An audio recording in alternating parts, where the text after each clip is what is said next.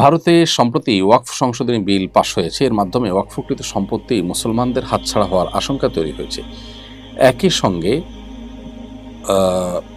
মসজিদ মাদ্রাসা গুঁড়িয়ে দেওয়া হচ্ছে। মুসলিমদের উপর নিপীড়ন আগের চেয়ে বেড়েছে।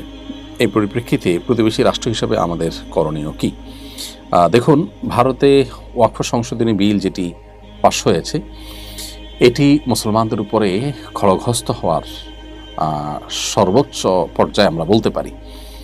এমনিতেই ভারতে শুধুমাত্র ধারণার ভিত্তিতে হাজার বছরের পুরাতন স্থাপনা মসজিদ ভেঙে সেখানে মন্দির নির্মাণ করার মতো নিকৃষ্ট নজির স্থাপন করেছে ভারত। পৃথিবীর অন্য সভ্য কোনো সমাজে দেশে যেটা কখনো হয় না, ভারতে সেটা হয়। সেখানে সংখ্যালঘুদের উপর নির্যাতন পৃথিবীর যে কোনো জায়গার চাইতে বেশি হয়ে থাকে। তো এই যে ভারতের একটা অপসংস্কৃতি এবং সংখ্যালঘুদের উপর নির্যাতনের একটা নিকৃষ্ট নজির সেখানে আগে থেকেই চলে আসছে। এই তথাকথিত ওয়াকফ সংশোধনী বিল পাশ করার মাধ্যমে সেটা আরও আইনি ভিত্তি পেল। কারণ এখন ঠুনকো অজুহাতেই মুসলমানদের মসজিদ, মাদ্রাসা, এতিমখানা, ওয়াকফ সম্পত্তি সেগুলোকে দখল করার তারা স্কোপ পাবে। কারণ সেখানে নতুন প্রস্তাবিত বিলে প্রস্তাব রয়েছে যে সেখানে অন্য ধর্মাবলম্বীরা মুসলমানদের ওয়াকফ বোর্ডের মধ্যে প্রবেশ করতে হবে। ব্যাপারটা এরকম যে মুসলমানদের মসজিদ পরিচালনার জন্য হিন্দুদেরকে ঢুকাইতে হবে এবং তারা তাদের কর্তৃত্ব সেখানে প্রতিষ্ঠা করবে এবং এর মাধ্যমেই যে সেখানে মুসলমানদের সম্পদ দখল করার একটা প্রবণতা, ঐতিহ্যবাহী মসজিদগুলোকে মন্দিরে রূপান্তর করার একটা প্রবণতা আগে থেকে আছে, সেটা অফিসিয়াল ভিত্তি পেল।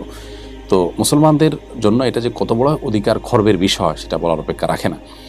আমাদেরকে যারা প্রতিনিয়ত সংখ্যালঘুদের বিষয়ে সতর্ক করে, তারা নিজেদের দেশে সংখ্যালঘুদেরকে যে পরিমাণ নির্যাতন, জুলুম নিষ্পেষণ করে সেটা সত্যি দুর্ভাগ্যজনক এবং তাদের নিজেদের দিকে তাদের নজর দেওয়া উচিত। এবং আমাদের শতকণ্ঠে পৃথিবীর রাষ্ট্র হিসাবে, রাষ্ট্রের তরফ থেকে এবং আমাদের প্রত্যেকটা মানুষ ইন্ডিভিজুয়াল যার যার জায়গা থেকে ভারতের এ ধরনের জঘন্য কর্মকাণ্ডের সমালোচনা, নিন্দা জানানো এবং প্রতিবাদ করা উচিত এবং শতকণ্ঠে তাদের এই সংখ্যালঘু নির্যাতনের বিরুদ্ধে আমাদের সোচ্চার হওয়া কর্তব্য। আল্লাহ তাআলা সেখানকার মুসলমানদের প্রতি যে জুলুম চলছে সেটা বন্ধ করুন এবং মুসলমানদের সেই শক্তি সামর্থ্য দিন এবং হিন্দুত্ববাদীদের আস্ফালন আল্লাহ তাআলা থামিয়ে দিন। আমরা জানি যে ওয়াকফ বিল পাশ হওয়ার পরপরই সেখানে মসজিদ মাদ্রাসাগুলো গুঁড়িয়ে দেওয়া হচ্ছে, মুসলমানদের উপর নিপীড়ন আগের চেয়ে বেশি চলছে এবং মুসলমানরা এলাকা ছেড়ে ছেড়ে পালিয়ে যাচ্ছে। এই ধরনের নিউজগুলো এখন ব্যাপক হারে আমাদের চোখের সামনে আসছে। অতএব এটি ইতিমধ্যে সুপ্রিম কোর্ট স্থগিত করলেও এটিকে বাতিল করা উচিত এবং আমি আশা করব যে সংশ্লিষ্ট কর্তৃপক্ষ দ্রুততার সাথে এটাকে আমলে নেবেন এবং এই বিতর্কিত এই ওয়াকফ বিল এটাকে বাতিল করবেন।